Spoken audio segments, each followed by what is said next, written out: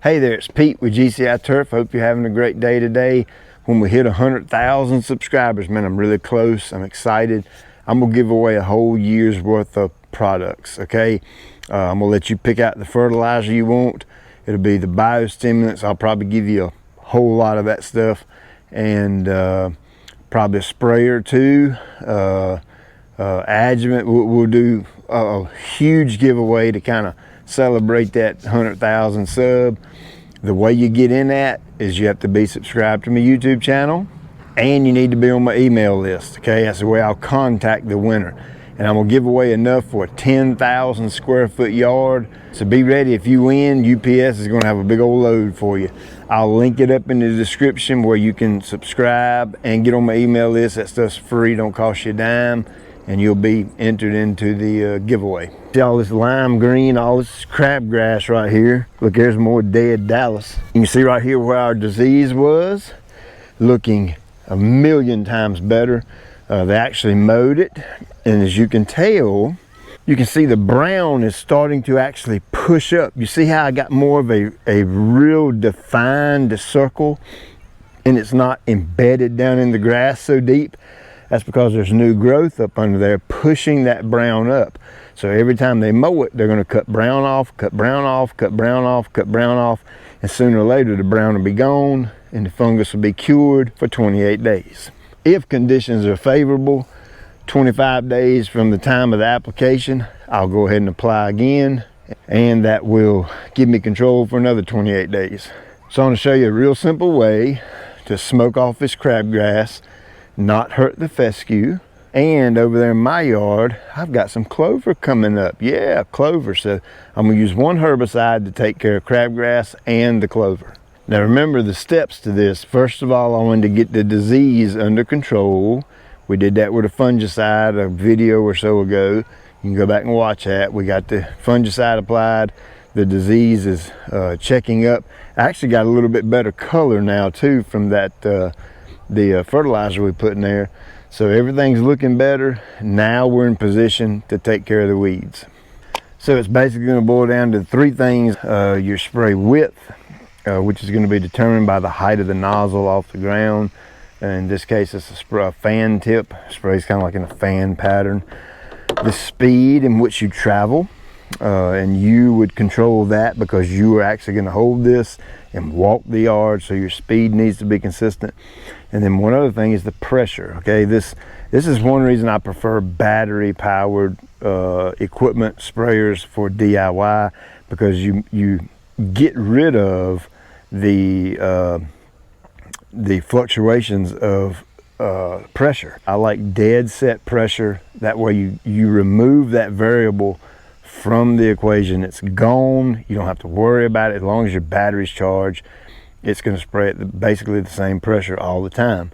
So what I'm going to do is pump this thing up, get me a good pressure that I'm comfortable with. And you can see right here, this is just water, no chemical in it now. You can kind of see my pressure that I'm working with right here. It's not a super heavy pressure, but it's not a weak pressure either. And that'll be good enough for spraying right then. I want to somewhat maintain that, okay? It's going to be kind of difficult with a pump-up sprayer, I'll admit.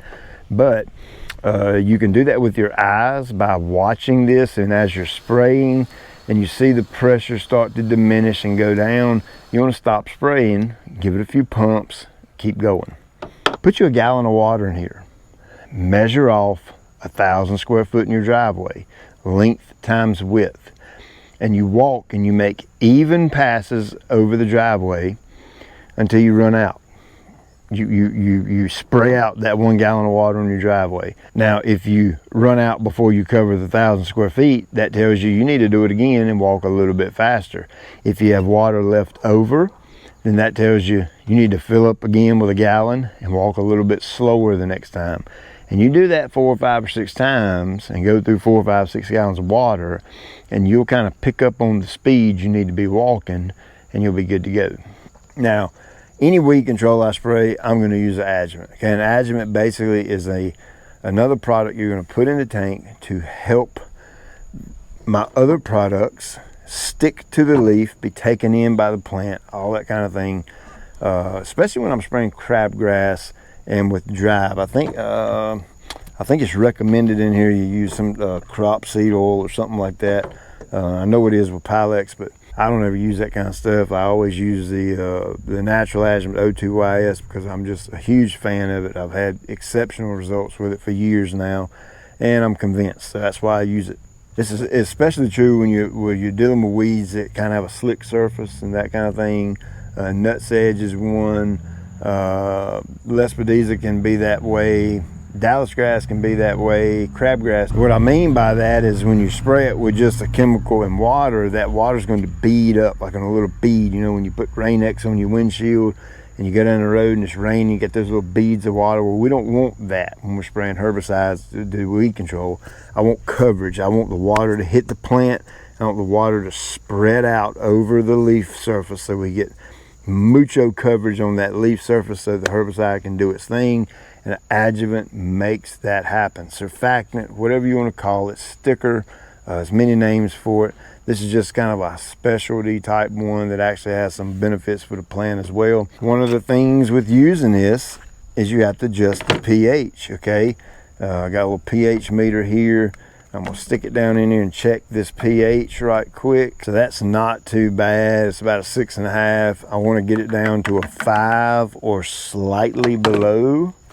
I'm going to do that with citric acid.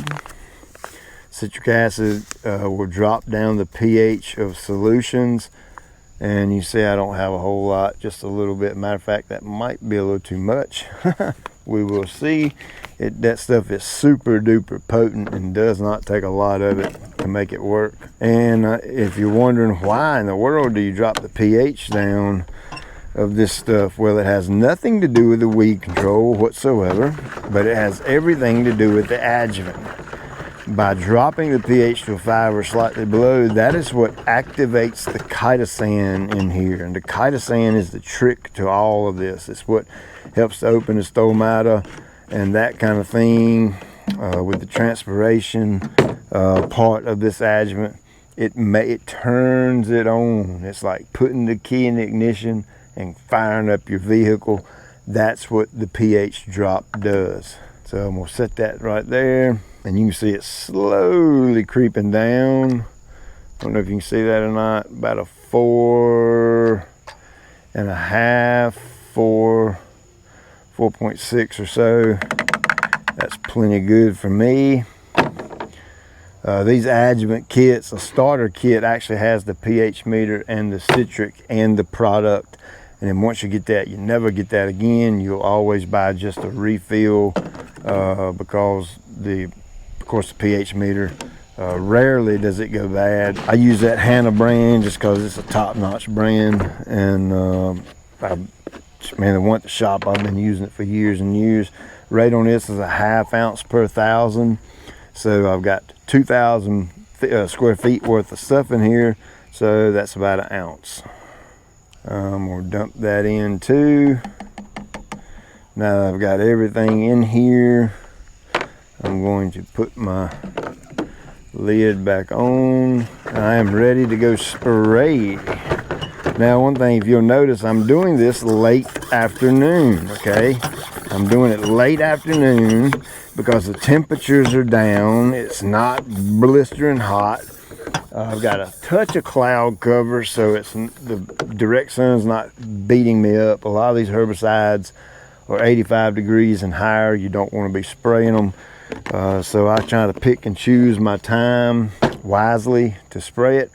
So now that I've got that done, we can go spray. You always want to bleed your line, okay? And what I mean by bleed my line, this is a brand new sprayer right here. From here to here, I have water in the line. So if I go over and start spraying, I'm only spraying water out of the first, 4 foot of line, including my wand. So I want to pump it and spray it and get the water out. I'm bleeding that water out of this line. And when I get over here to my tip, I know herbicide's coming out. Typically it's going to change colors. You can see I've got a little brownish tint right here now. So it's going to go from clear water to a brownish tint, and I'll know I'm ready to spray. Now I know my walking speed right here, so what I'm not going to do is I'm not going to walk up and do this. I'm not going to drown the plant. Okay, we've already learned calibration and how we're supposed to do that. So I'm going to walk, and when I get about right here, I'm going to pull the trigger. I'm going to continue my walk, and when I get past the clover, I'm going to stop spraying.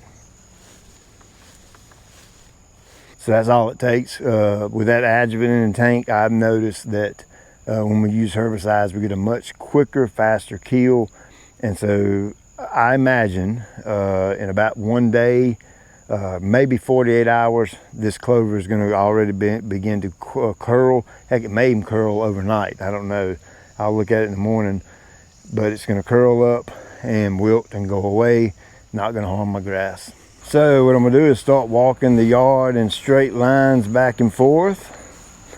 And this would kind of be spot spraying in a way, because I'm not actually blanket spraying the entire yard.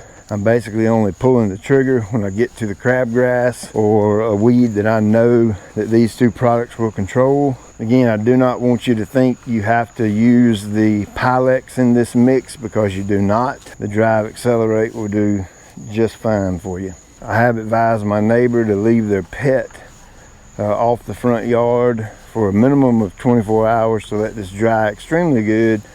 It's a brand new little puppy, and we do not want him getting hurt for any reason whatsoever. This right here reminds me of when I started my spray company. This is exactly how I used to do it. Exactly. God's been good. I've come a long ways. So you can see when I'm walking back, I am keeping my 2-foot wide spray pattern. I'm actually going off my footprints from the previous spray. I do apologize for the lighting, but I had to wait until the conditions were right. I did not want to do this in the middle of the day when it's 95 degrees. All right, so just so you're aware, it's been my experience that when crabgrass, it has different stage of tillering, and when it gets up to a certain stage and becomes a more mature plant, sometimes it takes a couple applications of this drive with the adjuvant. Okay, if you catch a crab when it's really young, typically it'll knock it out. Be aware that you might have to make a couple applications. So again, subscribe to the channel, and that way when we do a follow-up on this, I can show you the results. And again, we're going to be aerating, seeding this front yard for my neighbor, show him a little love, and we're going to turn this thing around. Appreciate you watching. Check you later.